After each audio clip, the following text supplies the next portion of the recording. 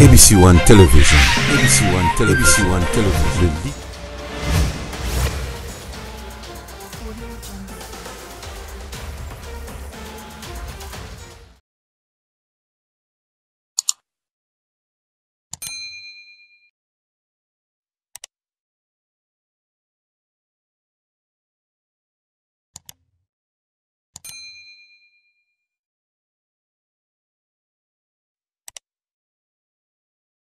Madame, Messieurs, bonjour, bonsoir, bienvenue à ce grand rendez-vous de votre émission L'étoile coquette, un magazine sociopolitique. Ici, nous prenons de grandes questions d'actualité, des grands sujets d'actualité. Nous le mettons sur la table et nous en débattons, soit avec les invités, soit on en fait un dépistage, un décryptage, je voulais dire, un décryptage, il y a un événement. Alors, moi, c'était mon qui est.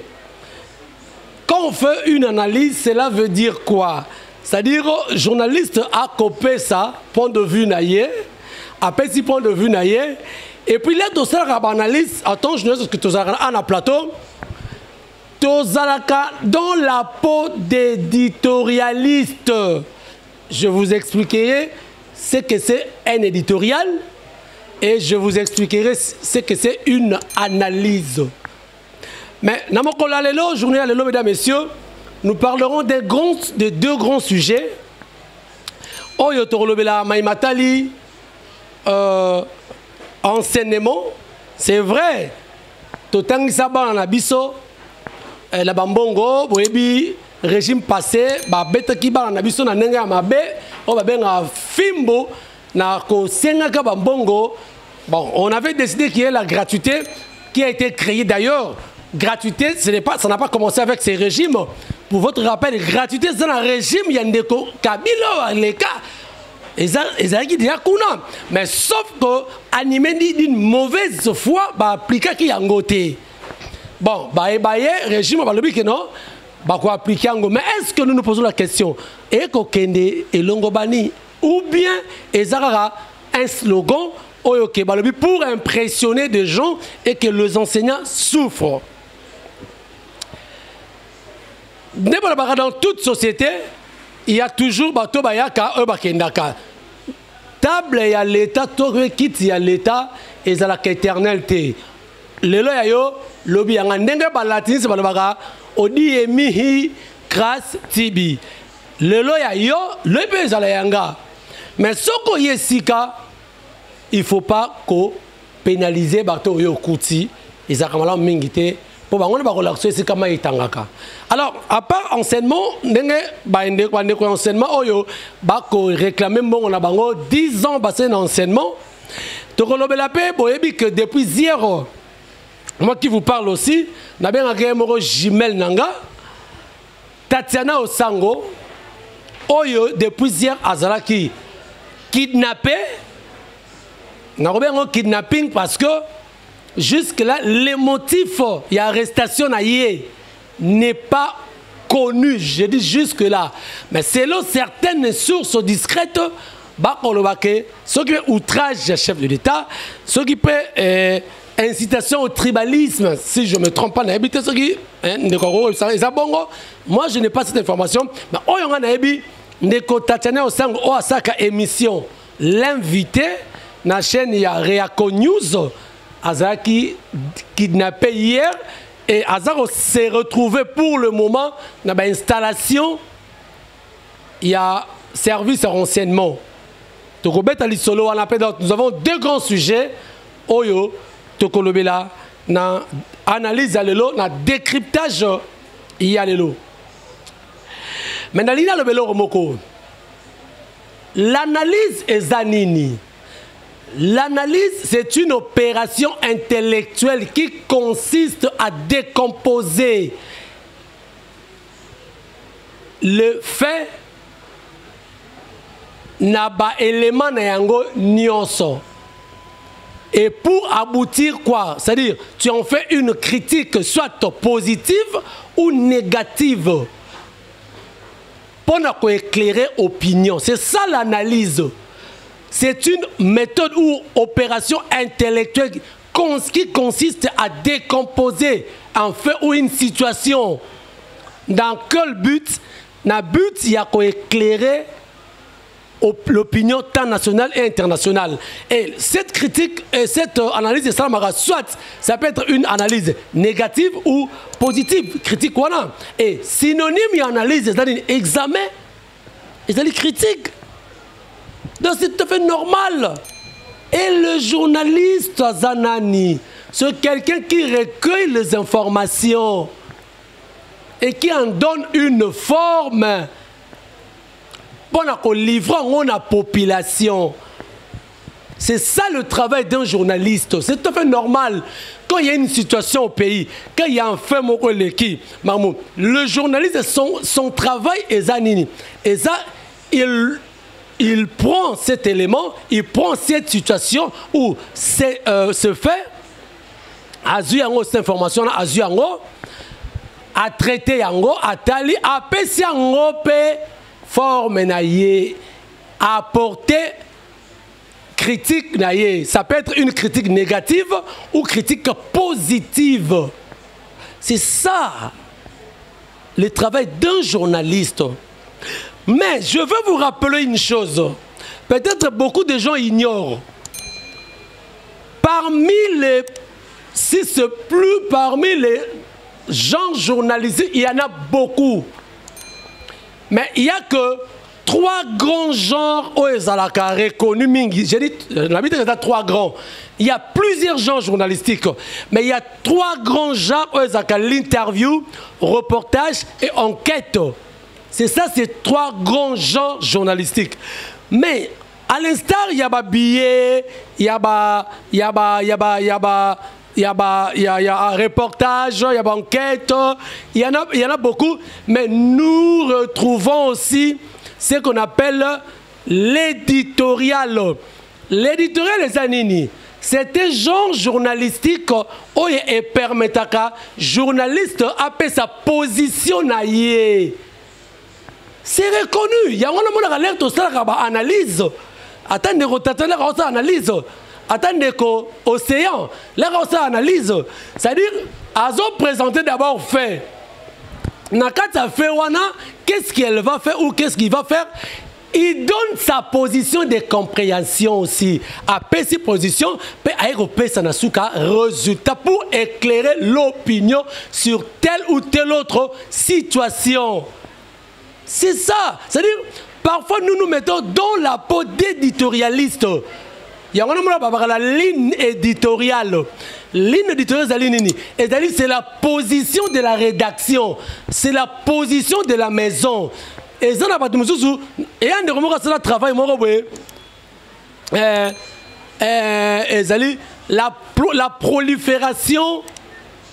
La prolifération des émissions.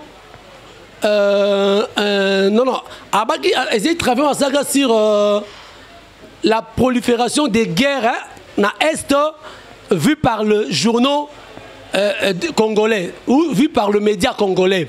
Par là, à ça qui juste un zoom sur deux médias. Ah voilà, Kinshasa. Quelqu'un qui a dit la prolifération des émissions ou propositions des guerres de groupes armés dans l'Est du pays. Cela veut dire quoi? Il veut tout simplement dire que vu toutes ces créations, il y a des petits groupes armés dans l'Est. Quelle est la position? Comment le média congolais va comment Nayango? Alors chaque média a sa position. La liberté de la presse. La presse doit être au milieu du village. Mais quelque part, ceux qui m'ont tali, vu la ligne éditoriale de chaque maison, et Tinaka Presse, n'a pas tellement. Vous remarquez, chaque maison de la presse a la position. Et c'est reconnu dans les tickets déontologie à métier. Il y a un genre journalistique, l'éditorial. Alors, biso nyonso tokobanda kolobaka ateke tofanda tobanda kolobaka non to applaudir une seule personne et comme ça la matin nous sommes dans un pays démocratique. Tous les émissions chacun peut voir que non c'est que et le régime est comme ça là. Ils n'ont pas respecté ça. Alors si un journaliste aillé na plateau a dénoncé par exemple Makamouana dans tel point ceci ne marche pas, dans tel autre marche, est-ce que ça l'imabé? Mais nous avons milité pour que ce genre de choses aient à la tête. Est-ce que la liberté est synonyme de libertinage? Mais qui vous dit que c'est que font ces gens bah ça la libertinage? Mais non, quand quelqu'un dit que parce que Ndeko Tatiana selon quelques sources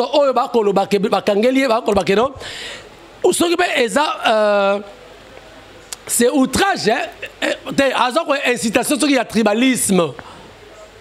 Mais moi je crois que c'était dans quelle émission où il y a Salaki alors qu'il y a tribalisme, mais ceux qui ne quoi à lobby, pourtant comment on a salama awa, qui ne sait pas que lorsque Ndeko Félix va publier kaye, bato balobaka que non, to connais tambe le roi bakayansa. Mais quelle est la tribu où il y a le roi tourné le roi bakayansa? Est-ce que c'est bango ba tsaki la NT? Mais non. Mais si quelqu'un dit que Bino Boko Sala, c'est comme si Boko nommé na poste car même tribu, Bokebe même tribu, poste régalien tout, même tribu. Est-ce que telle personne a lobby c'est le tribalisme? Est-ce qu'il a incité le tribalisme à outrager contre ce qui est chef? Non.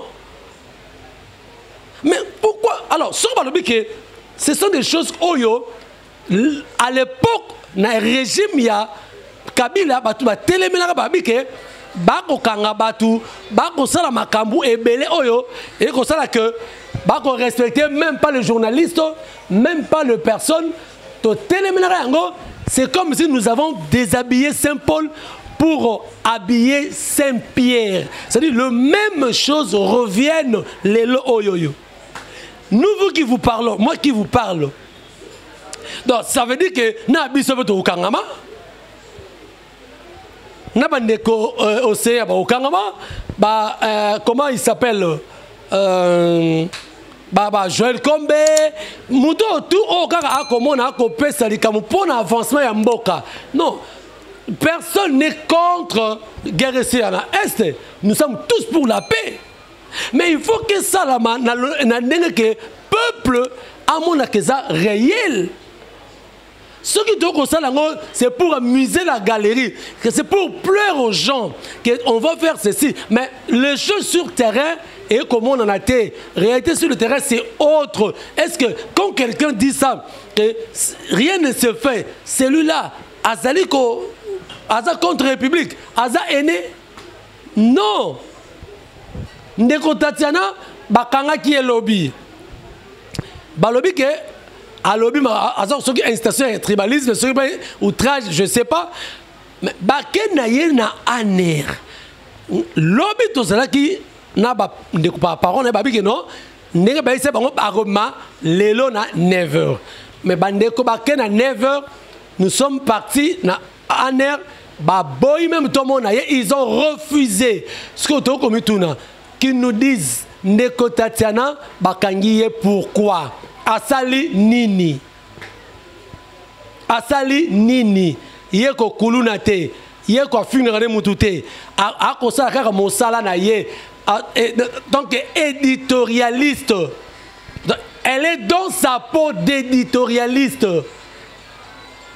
Dans la peau naie, il y a éditorialiste. Donc, à zone de la ligne éditoriale, mais à finir mon toté, à PC l'analyse. Dans l'analyse, comme étant une opération intellectuelle, on dégage toujours un résultat. Résultat soit négatif, soit positif. C'est une critique. Par contre, analyse ton salaka, examen ton salaka, critique ton salaka, et qu'on permette un régime coûte en place, batambola malamu. Batambola malamu. Cela ne peut pas inciter Bango que Baba Naoka. Pour ceux qui babandi kokanga, bakokanga bato ebele, suka na kozala wapi. Ndeko Kabila yewana sa la suka na suki wapi. C'est ça le grand problème. C'est ça les grands problèmes.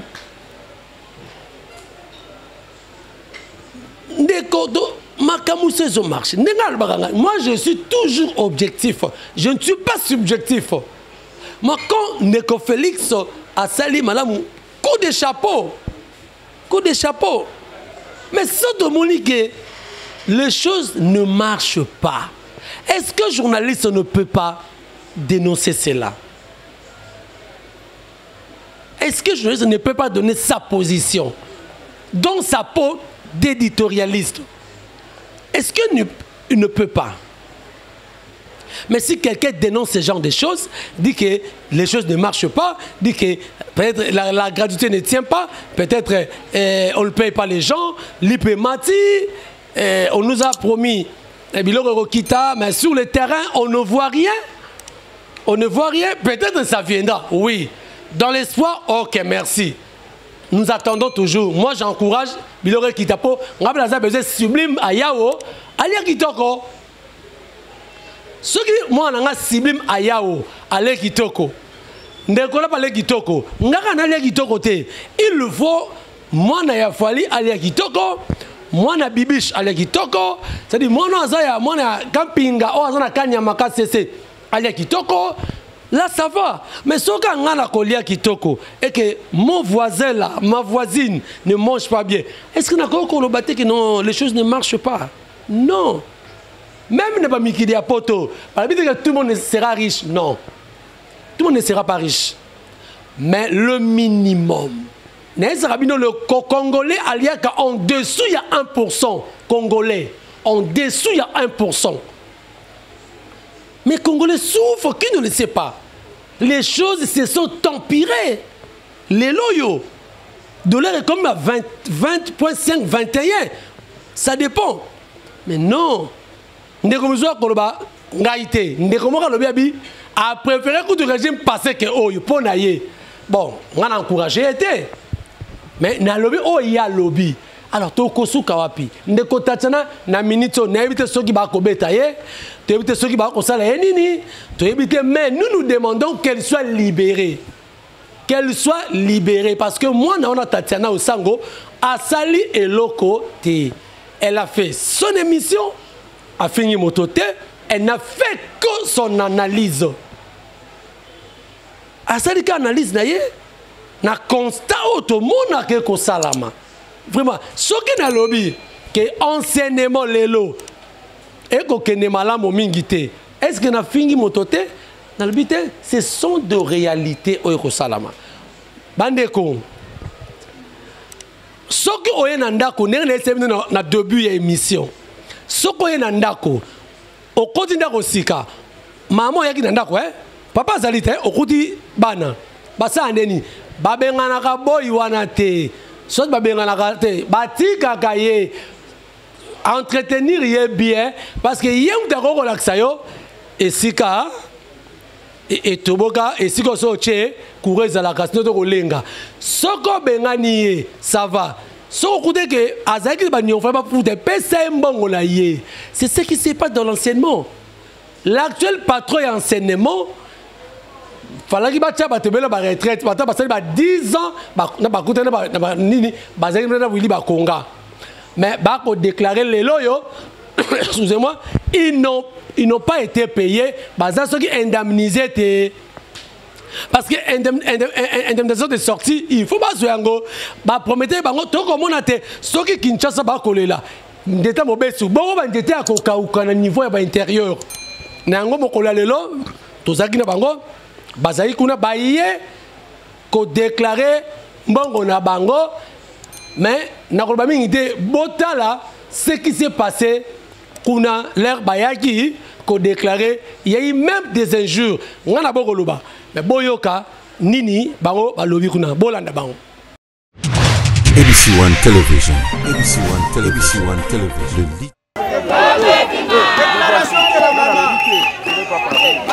Déclaration de la maman. Une maman.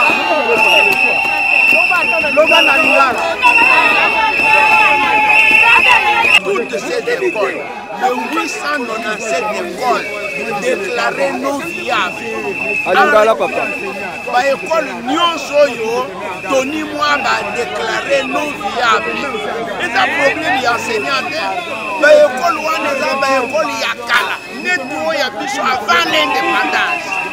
Yo kangi lelo ba école mususu bana ba ke na examen d'état. Bazo sala et ba diplôme wana vous allez viable alors année prochaine biso toko nous constituer un groupe de synergie même ba école bazo futa ko fonctionner comme ça ba sentir que l'enseignant c'est un grand responsable. Merci. Les activités sans cause, sans motif. Toi qui n'as pas de mot, le ministère, mais jusque-là, tu as sali 2 mois à réaliser le côté. Le message qui est revenu au lobby, il y a ça qui nous a pas pour ça. Tu es sur preuve, ce qui a désactivé le code. En fait, c'est besoin de canana de compte final, qui est le roi. Entre le code de l'éducation, tu as que le réseau de femmes. Quand on les met ma caméra, Tony, tu les mets encore. Tu as l'unité à démissionner. Tony a démissionné à la éducation.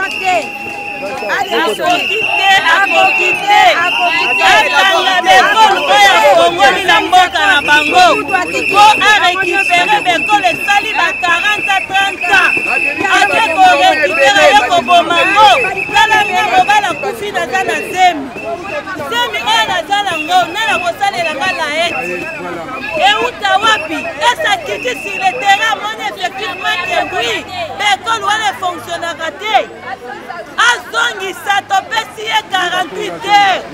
Willy Bakonga zonga. Tisekedi yebisa mutu na yo oyo tiendeko na bino. Azongisa. Olobaki d'abord le peuple yango tozomona te. Tozomona yango te. Na lobi. Azo combattre gratuité na yo. Aza na ko combattre gratuité. A démissionné soki a yebite. A démissionné. Comment a démissionné? Français oyo azoloba wana. Etienne Bamba. Alinga loba français. Nous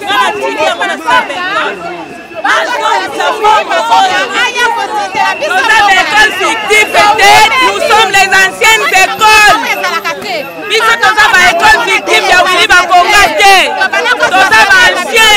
Nous avons une numéro matriculé, le numéro matriculé depuis longtemps. Azongi Sabiso, Azongi Sabiso Bandi Mabe. Azongi Sabiso Pongo Nabiso. Et moi Nabiso Tokobi Bendeni. Nous sommes les écoles sinistrées. Nous sommes enseignants de ton école. Nous sommes enseignants de ton école. Ils sont les écoles. Nous sommes les écoles victimes. Un démissionnaire. Un démissionnaire pour la vie.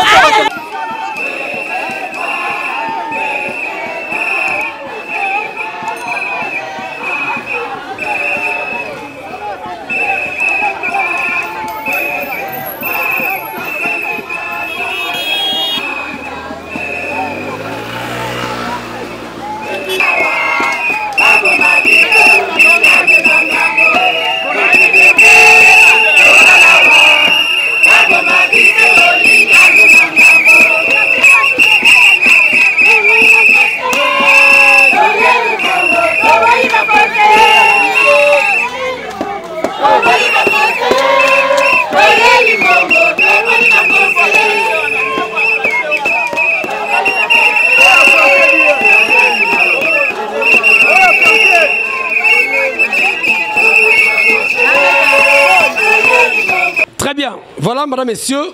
Bolandi Sikoyo, ndenge bako lolaye même. Mouille bien. Hein? Ndeko mouille bien. Nga muna le bien ngote. Bango. Mouille bezanani. Mouille bezan moto a tué l'autre moto sans permission.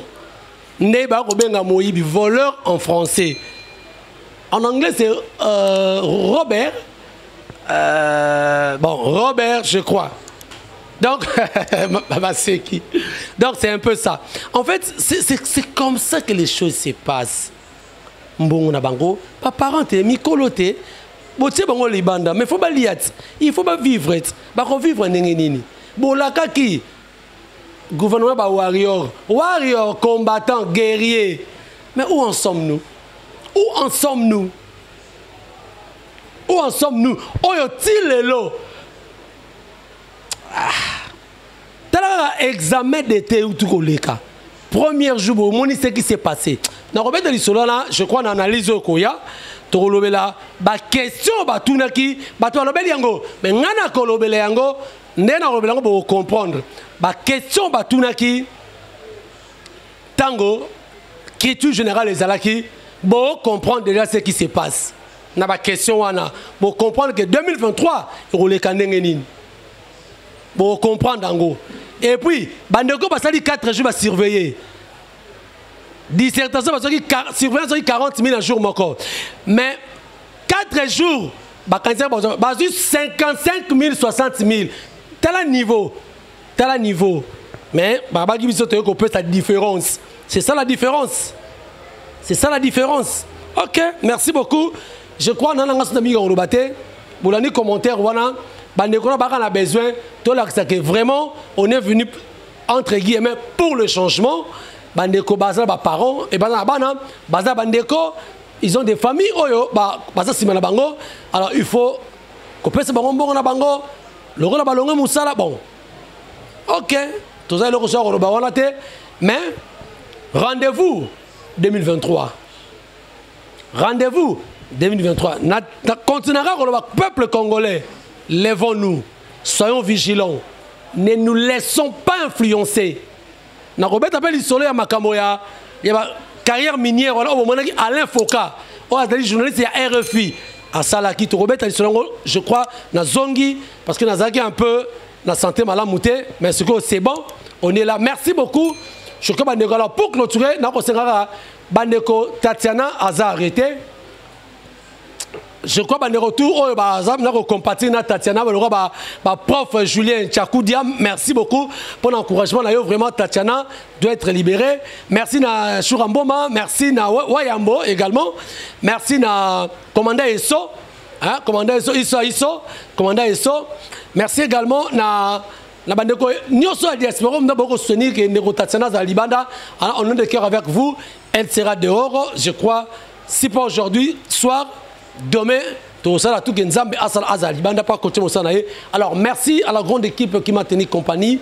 Merci de manière vraiment Jimmy Boyembel, autrement dit l'ambassadeur de la joie. Et ceux qui nous ont zongité, te kutaningana bino prochainement pour un autre numéro. Ciao.